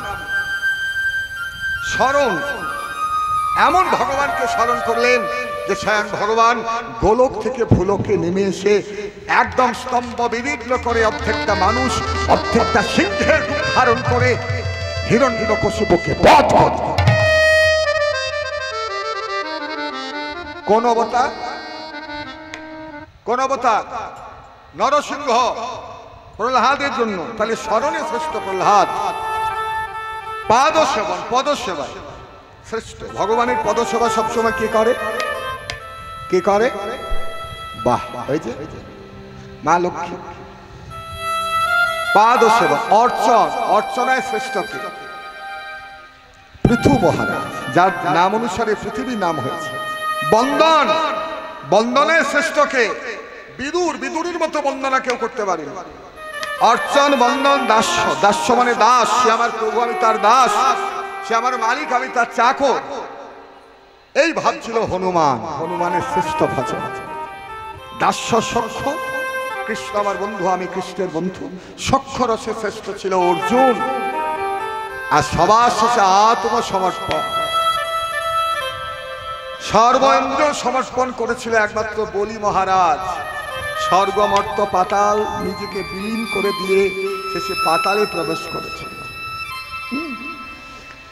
আপনারা কীর্তন প্রথমটাই যেটা, সেটাই আপনারা করছেন, শ্রবণ করছেন। যদি কেউ না বোঝেতে হো শুনিতে শুনিতে সে হোক অদ্ভুত চৈতন্য চরিত, কৃষ্ণ বুঝিবেন প্রীতি, জানিবে সে প্রেমের রীতি, শুনিলেও হয় তার হিত। এটাই হচ্ছে রসের কথা, এটাই কীর্তনের কথা। এবার চলুন বৃন্দাবনে। দেখুন যমুনার থেকে একটা জলের স্রোত বেরিয়ে একটা হ্রদের সৃষ্টি হয়েছে, একটা খাল হয়ে বিরাট বড় আকৃতি বিশিষ্ট একটা বিরাট বড় পুষ্কর। এখনো সেটা আছে, কিন্তু এখন সেই বড় আকারটা নেই, কালের প্রভাবে ছোট হয়ে গেছে। কিন্তু কদম গাছটা এখনো জীবিত আছে, কারণ 4 যুগে সে অমর। আমি সব কাহিনী আপনাদের কাছে বলবো, কিন্তু মূল লীলার মধ্যে প্রবেশ করব। ওগো কালিন্দির এক দহে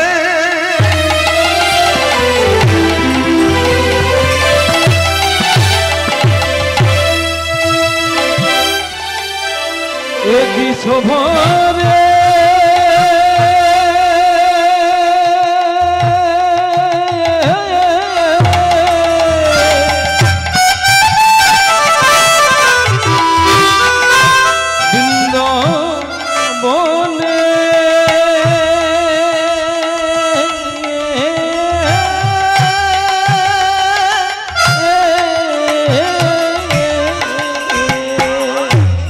কালিন্দির এক দহে। কালিন্দী মানে কে? কালিন্দী মানে যমুনা, সূর্যের মেয়ে।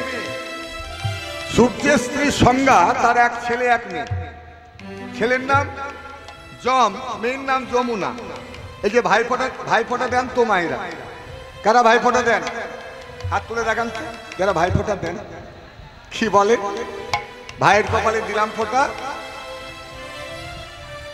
যমুনা দেয় জমকে ফোঁটা, আমি দিই আমার ভাইকে ফোঁটা। তাহলে জম যমুনা, ভাই ভাই। সূর্যের মেয়ে যমুনা। সেই যমুনার জলের ধারা একটা স্রোত কোনো কারণে ধাক্কা যখন পায় জলের ধারা, তখন একটা বিপরীত গতিতে জল বইতে থাকে। ওপর থেকে দেখলে মনে হয় ঘোড়ার খুর যেমন দেখতে, অশ্বক্ষরাকৃতি এইরকম মনে হয়। কালীদহটা ঠিক সেইভাবেই সৃষ্টি। আর সেই কালীদহের জলে এক বিষধর নাগ বাস করে। কি নাম?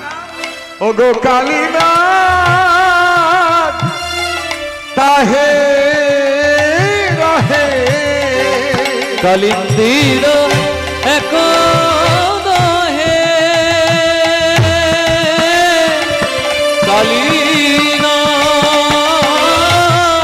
তাহার হে। দেখো গরুরে ভয়ে ভীত হয়ে। কালিনা গরুরের ভয়ে ভীত হয়ে। গরুরের ভয়ে ভীত হয়ে সৌভরী মুনি ধ্যান করতেন কালীদহের তীরে। একটা শোল মাছ তার বাচ্চা বাচ্চা ছানা পোনাদের কিনে জলের মধ্যে চড়ে বেড়াতো, খুব আনন্দে ছিল। একদিন হলো কিনা গরুর পক্ষী ঝাপ করে এক ঝাপটা মেরে সেই বড় শোল মাছটাকে তুলে নিয়ে চলে যাচ্ছে। মাতৃহারা সন্তান সামনে মুনিবরের কাছে যেই না আর্তনাদ করলো, চিৎকার করলো, মুনিবর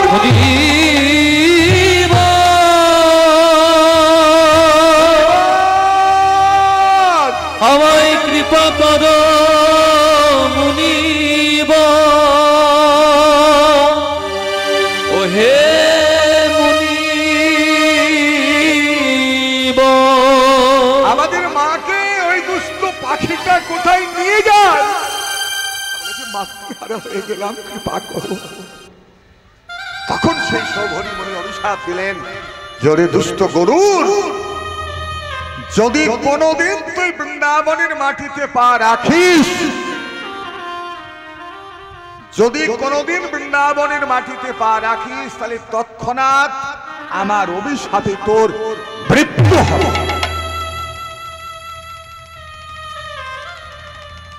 মন বড় চঞ্চল। এই যে চশমা পরে, ও কাকিমা চশমা পরে, এই পেছনে, তোমার পেছনে।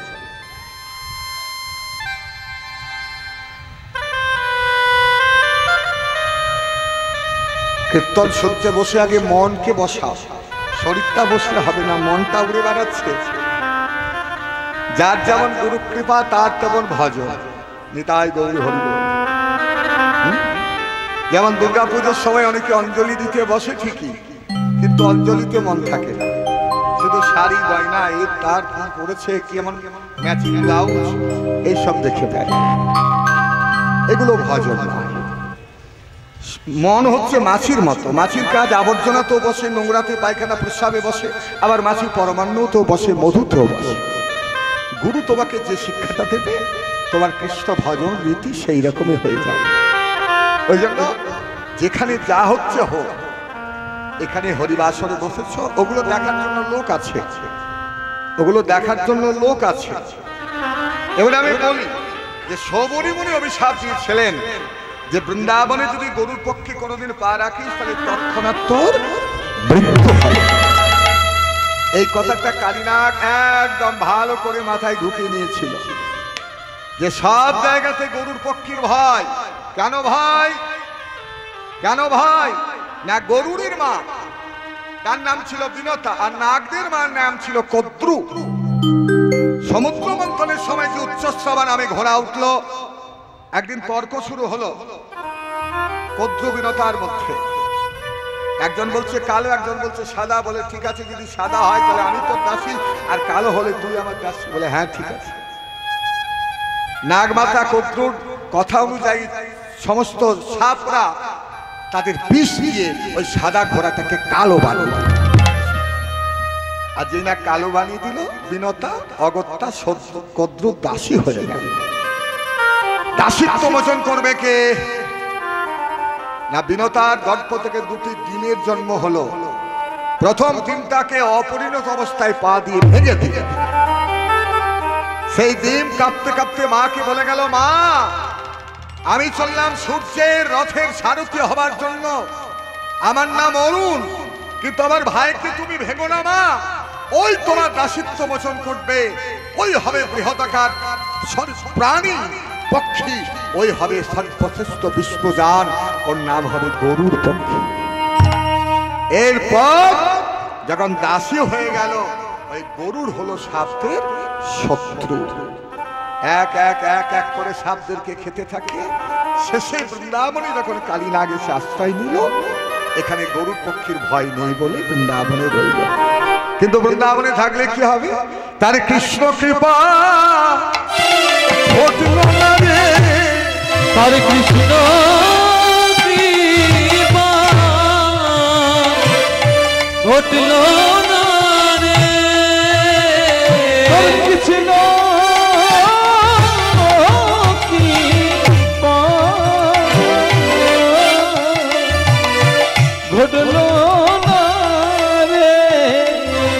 মধুর বৃন্দাবনে বাস করে, ও তার কৃষ্ণ কৃপা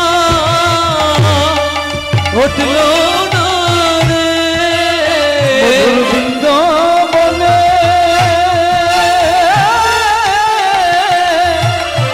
বাস করে, যে গোবিন্দ চরণে পেল না রে, বৃন্দাবনে ওই গোবিন্দ চরণ পেল না রে, বৃন্দাবনে বাস করে, ওই গোবিন্দ চরণ পেল না রে, বৃন্দাবনে বাস করে, গোবিন্দ চরণ পেল না রে, বৃন্দাবনে বাস করে, গোবিন্দ চরণ পেল না রে, বৃন্দাবনে বাস করে, গোবিন্দ চরণ পেল না রে, ওই গোবিন্দ চরণ পেল না রে, বৃন্দাবনে বাস করে, গোবিন্দ চরণ পেল না রে, বৃন্দাবনে বাস করে, তার কৃষ্ণ কৃপা ঘটল না রে, গরুর হয়ে ভীত হয়ে কালীনাগ, গরুরের ভয়ে ভীত হয়ে। বৃন্দাবনে পঞ্চম পুরুষার্থ প্রেম। তার মধ্যে প্রধান চারটি প্রধান। কি কি? দাস্য, সেটাও গৌণ। প্রধান তিনটি বলতে পারে। একটা হচ্ছে বাৎসল্য, সখ্য আর মধুর। এই যে পঞ্চম পুরুষার্থ প্রেমের কথা বললাম আমি, এখানে ব্যাখ্যাটা কি? প্রথমটা শান্ত। ভগবান, তিনি ভগবান, আমি তার ভক্ত। তিনি ব্রহ্ম, আমি জীব। তিনি পিতা, আমি পুত্র।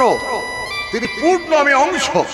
তিনি সিন্ধু, আমি বিন্দু। এই যে ভাব, এটা শান্তরসিক যারা ভক্ত তাদের মধ্যে থাকে। খুব মন দিয়ে বুঝতে হবে বিষয়টা, অনেক কঠিন বিষয়। দাস, সে আমার মালিক, আমি তার দাস। এইরকম ভাবে যারা ভগবানকে পেয়েছে। তারপরে সখ্য, কৃষ্ণ আমার বন্ধু, আমি কৃষ্ণের বন্ধু। শ্রীরাম সুদাম দাম বসুদাম সুবলম সুমন্ত অর্জুন লবঙ্গ সুবাহু মহাবাহু স্তোক কৃষ্ণ হলায়ুদ বরুধাপ, হ্যাঁ, কিঙ্কিনী সুদামা বল, এইভাবে যে 24 জন শাখা,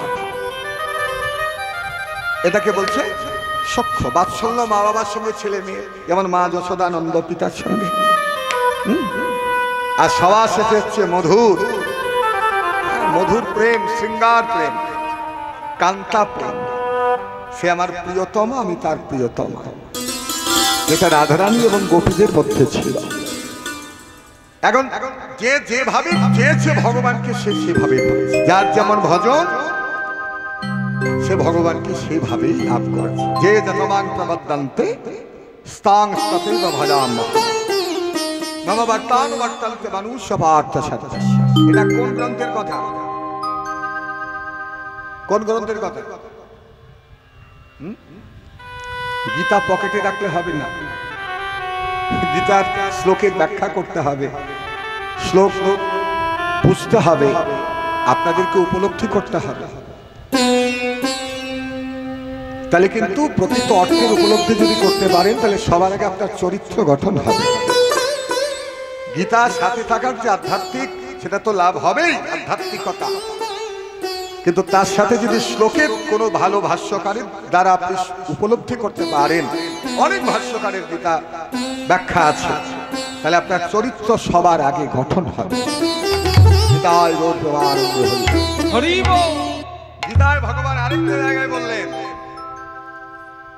আরেকটা জায়গায় বললেন যে স্বধর্ম নিধনাং শ্রেয় পরধর্ম ভয়াবহ। নিজের ধর্ম যদি কেউ আচরণ করে, তাহলে সেটাই মঙ্গল। যেমন ব্রাহ্মণের ধর্ম কি? নিতাই গৌর প্রেমানন্দে হরি বল। আমি ব্রাহ্মণ সন্তান। এই যে আমার দেখুন, লক্ষ্মী পুজো করে এসেছি, দুর্গা পুজো করেছি, পৈতে আছে। পৈতেতে 9টা সুতো আছে। কেন 9টা সুতো? এটা উপবিদ, যোগ্য সূত্র। 9টা সুতো কেন? 9টি গুণের জন্য। গীতার একদম শেষ অধ্যায়, অষ্টাদশ অধ্যায় দেখে নিন। সম দম তপ শৌচ খান্তি আর্জবমে বাচম জ্ঞানম বিজ্ঞানম আস্তিকম ব্রহ্মদত্ত স্বভাবচম। এটা ব্রাহ্মণের যে 9টি গুণ, তার ব্যাখ্যা। সম মানে অন্তরিন্দ্রিয়ের সংযম, দম মানে বহিরিন্দ্রিয়ের সংযম, তপ মানে তপস্যা, ব্রাহ্মণকে তপস্বী হতে হবে। অন্তর এবং বাইরের ইন্দ্রিয়গুলোকে সংযমের মধ্যে আনতে হবে। শৌচ মানে শুদ্ধতা।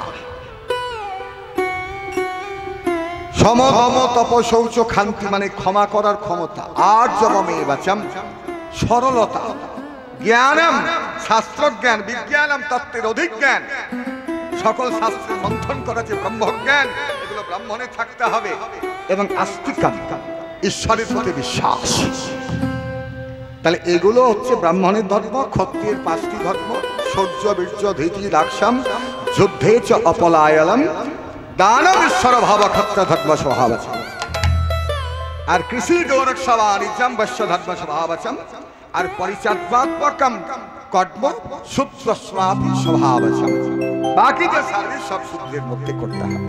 তাহলে নিজের ধর্ম যে পালন করে, একদিন সে ঈশ্বর চরণ প্রাপ্ত হয়ে যায়। এখন সাপের ধর্ম কি মায়েরা? জানিতাই সাপের কাজ কি?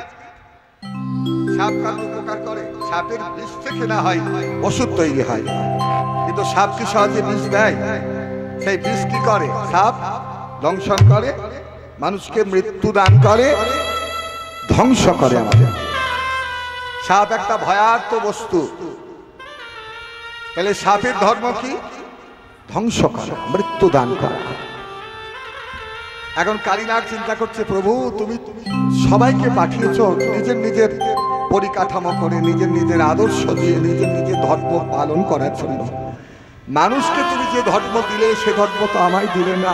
মা যশোদা বাৎসল্য প্রেমে পেয়েছে, ধরা সতী অতিথি সেবা নিবৃত কারণে নিজের বুকের স্তনদুগ্ধ খেতে তোমায় পেয়েছে। শ্রীরাম শ্রীরাম বন্ধু রূপে পেয়েছে, গাছের ফল পেরে এঠো ফল তোমায় খাওয়ায়, তুমি তাই সেবা করো। হে গোবিন্দ, ওই রাজরাজেশ্বরী রাধারানীর চরণ তলে নিজেকে নিষ্পেষিত করে তুমি রাধারানীর চরণের দাস হয়েছে। কিন্তু তোমাকে পাওয়ার মতো তো আমার কোনো ক্ষমতা, আমার কোনো যোগ্যতা নেই।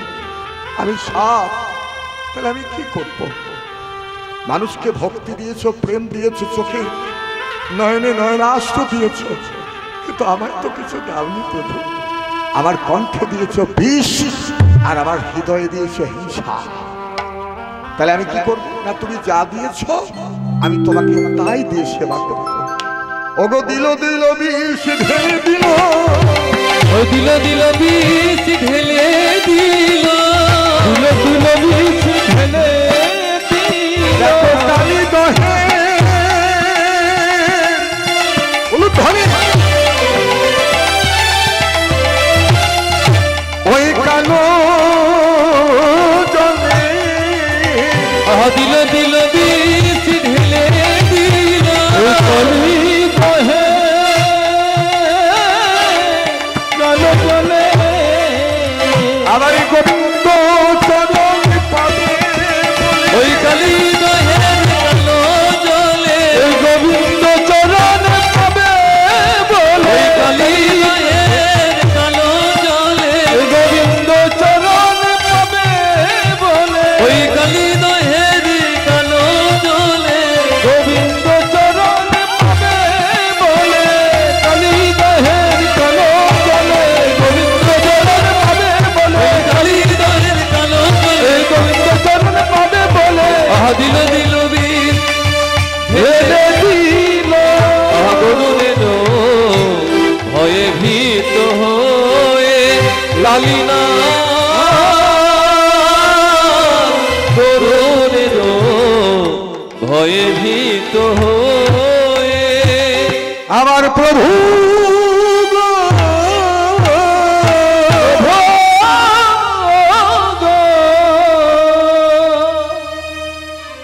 নিতাই গৌর প্রেমানন্দে হরি বল। এক গ্রামে এক সাধু বাবা এসেছিলেন। তা হঠাৎ রাস্তা দিয়ে যাচ্ছেন, তো পাড়ার ছেলেরা সব ছুটতে ছুটতে আসছে, সাধু বাবা যাবেন না, যাবেন না, ওই রাস্তায় যাবেন না, ও সাধু বাবা ওই রাস্তায় যাবেন না। বলে কারো কি আছে ওই রাস্তা? বলে গর্তে সাপ আছে। সাপ আছে? বলে হ্যাঁ। বলে আমরা যাই আর আমাকে ফস করে টেনে নিয়েছি। সাধু বাবা বলল দাঁড়া, তোরা বাড়ি যা, আমি যাচ্ছি। গর্তের কাছে গিয়ে সাপটাকে কাছে ডাকলেন তার ক্ষমতার জোরে, আর দেখে বললেন দেখ বাবা, এইভাবে মানুষকে হত্যা করা, কামড়ানো, ছোবল মারা তোর উচিত নয়। এটা ধর্ম নয়, এটা অধর্ম। আমি তোকে উপদেশ দিচ্ছি, শুধু উপদেশ নয়, আমি তোকে দীক্ষা দেব। দীক্ষা দেওয়ার পর শিক্ষা দেব। দীক্ষা দিলেন, তারপরে শিক্ষা। কি শিক্ষা? না কাউকে কোনোদিন ছোবল মারবি না, কাউকে হত্যা করবি না, কাউকে ছোবল মেরে বিষ ঢালবি না। তারপরে তো গুরুদেব চলে গেলেন। একদিন, দুদিন, 7 দিন, 15 দিন, 1 মাস, ছেলেটা আস্তে আস্তে সাহস বাড়তে লাগলো ওই রাস্তা দিয়ে। যারা ভয়ে যেত না তারাই যাওয়া আসা শুরু করলো। একদিন তারা আরে সাপটা আগে তো ফস করে তেড়ে আসতো, এই বড় ধেরে সাপ, এখন আছে না নেই রে? লাঠিটা কই? লাঠিটা দেন তো। লাঠিটা বলে হ্যাঁ রে রয়েছে রে।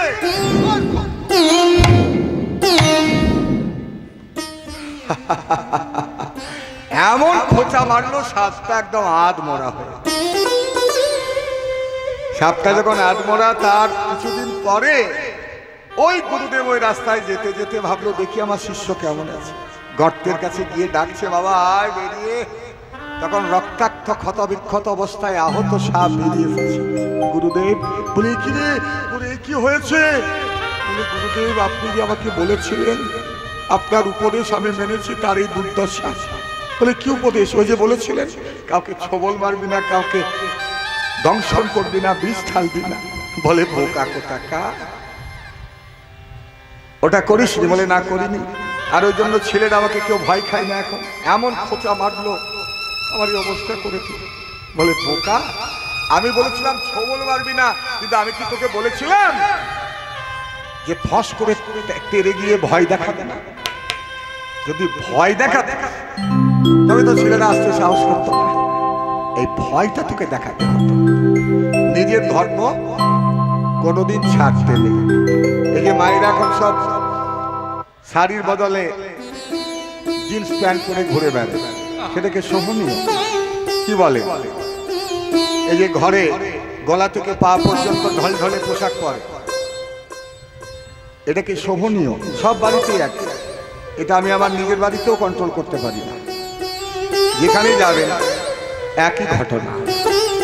সমাজ রসাতলে যাওয়ার অনেক কিছু কারণ আছে। এখন সবাই দেশবাড়ির জীবন যাপন করছে, ওই জন্য আমাদের বাঙালি সত্তাকে ভুলে গেলে হবে না। বাঙালি সমস্ত বিশ্বকে পথ চিনিয়েছে। সমস্ত পৃথিবী যখন অশিক্ষার অন্ধকারে ডুবেছিল, তখন ভারতবর্ষের মুনি ঋষিরা গুরুকুলের মাধ্যমে বেদ মন্ত্রোচ্চারণ করতেন, গুরুকুলের মাধ্যমে শিক্ষা দিতেন। তার প্রমাণ এখনো নিদর্শন বহন করছে নালন্দা বিশ্ববিদ্যালয়, তক্ষশিলা বিশ্ববিদ্যালয়, বিক্রমশিলা মহাবিদ্যালয়। আপনাদের কাছে অনুরোধ, পাশ্চাত্য দেশ থেকে আসা, ইংল্যান্ড, আমেরিকা, জার্মান, ফ্রান্স থেকে আসা মানুষগুলো মায়াপুরের মাটিতে বসে যদি একাদশী করতে পারে, যদি উপবাস করতে পারে, যদি নিরামিষ খেতে পারে, যদি গলায় মালা পরে তিলক সেবা করে নিতাই গৌরের চরণে নিজেকে সঁপে দিতে পারে, যাদের কুলে নিতাই গৌর জন্ম নিল সেই বংশের মানুষ হয়ে কেন দুটো বাহু তুলে আমরা প্রেমানন্দে হরিবল বলতে পারবো? হরিবল একবারে দুহাত তুলে সবাইকে তুলতে হবে, কেউ যেন বাকি না থাকে। আর যদি কেউ বাকি থাকে তার পাশের লোকটা যেন তাকে তুলে দেয়, এটাই সভ্য। একবারে দুহাত তুলে বলবে কৃষ্ণ না। বাহ, পরিবেরি তোর সকল নমস্কার, প্রেমানন্দে বাহু তুলে নাচরে মন কৃষ্ণ বলে। প্রেমানন্দে বাহু তুলে নাচরে মন কৃষ্ণ বলে। প্রেমানন্দে বাহু তুলে নাচরে মন কৃষ্ণ বলে। প্রেমানন্দে বাহু তুলে নাচরে মন কৃষ্ণ বলে। একেবারে দুহাত তুলে বলবে কৃষ্ণ না,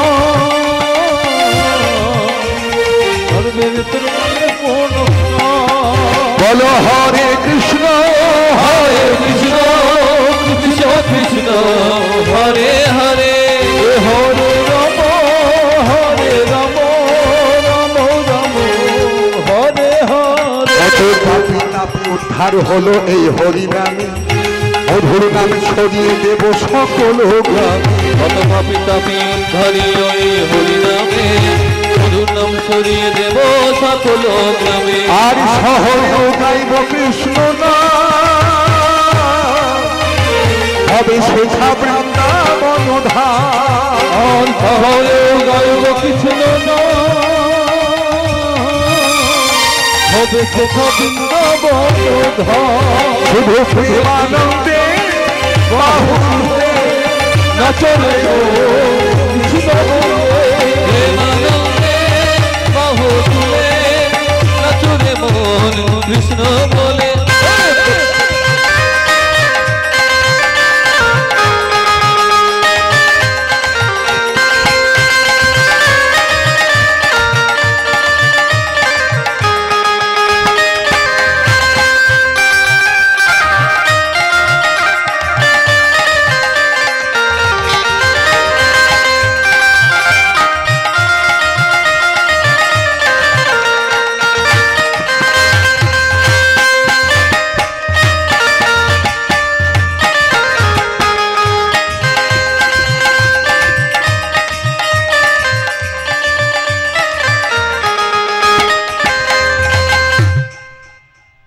কালীনাথ বৃন্দাবনে কালীদহের জলে বাস করতে করতে যেই না বিষ ঢেলে দিল, কালকূট তীব্র বিষের প্রতিক্রিয়া সমস্ত জলের মধ্যে পরিব্যাপ্ত হলো। কিভাবে পরিব্যাপ্ত হলো বলে বিষয় উথলিছে জলে, দেখো কোন প্রাণী যদি ওগো যাই কুলে। ওই বিষয় উথলিছে জলে, কোন প্রাণী যদি যাই কুলে। বিষয় উথলিছে জলে,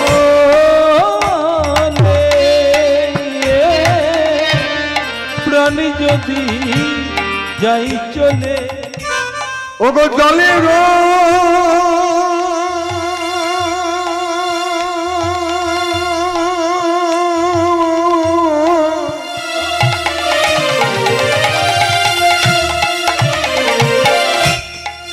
জলের ওই বাতাস পেয়ে মরে গো, ওই জলের বাতাস পেয়ে মরে। ওই জলের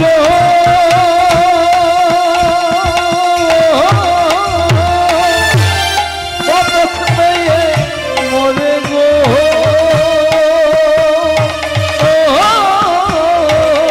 ওই জলের বাতাস পেয়ে মরে।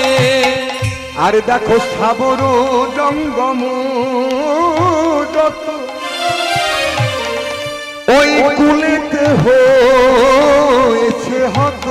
ওই স্থাবর জঙ্গম যত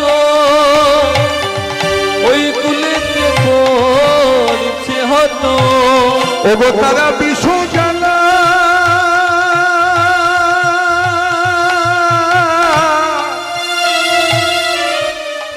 বিষ জ্বালা সইতে না পারে গো, তারা বিষ জ্বালা সহিতে না পারে। বিষ জ্বালা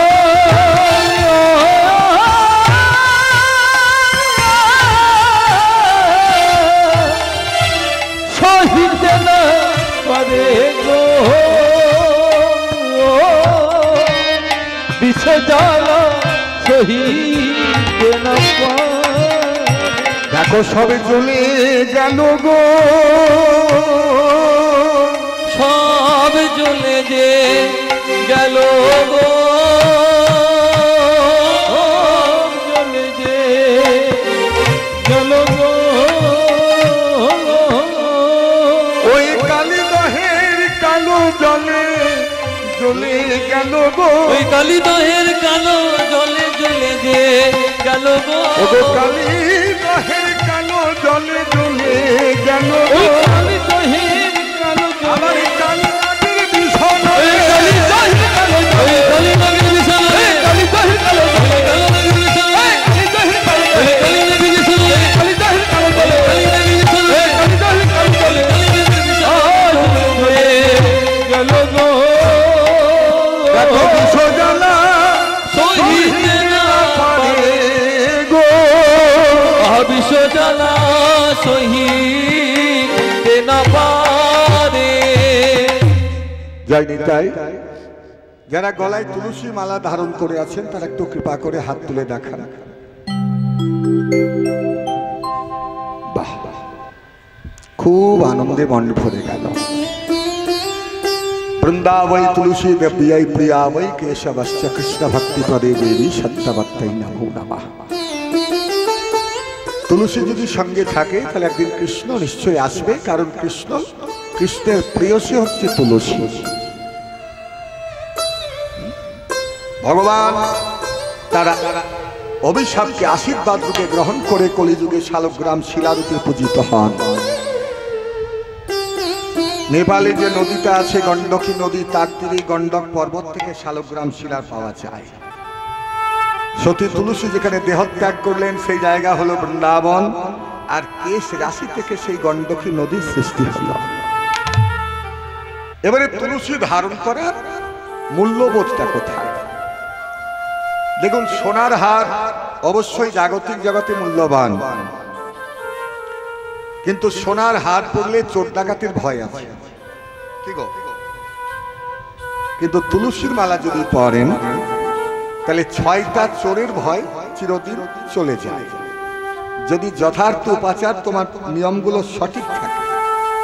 তুমি তুলসীর মালা গলায় পরে আছো আর যা খুশি খাচ্ছ, যা খুশি করছো, তাহলে কিন্তু কাজ হবে না, বরঞ্চ বিপরীত কাজ হবে। এটা নিয়ম। তুমি কিছু করছো না, কিছু পালন করছো না, তারপরে তুমি ব্যভিচার করো, তোমার যতখানি পাপ হবে। তুমি মালা পরে একাদশী করে যদি পাপ বেশি করো তাহলে ভয়ঙ্কর পাপ, তার মতো পাপই দুনিয়াতে কে হবে? এবারে আমি বলি,